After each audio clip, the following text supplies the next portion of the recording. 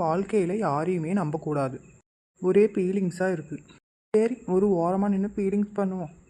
குயில பிடிச்சி கூண்டில் அடிச்சு கூவ சொல்லுகிற உலகம், ஆமையில பிடிச்சி காலை உடைச்சி ஆட சொல்லுகிற உலகம்.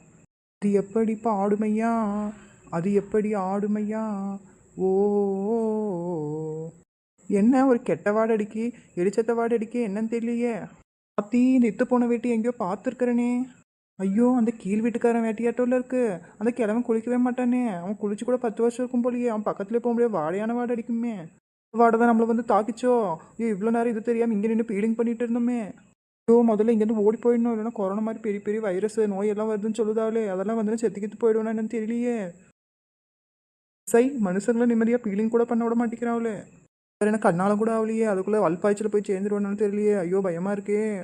இன்னும் இங்கேருந்து ஓடிடுவோம்.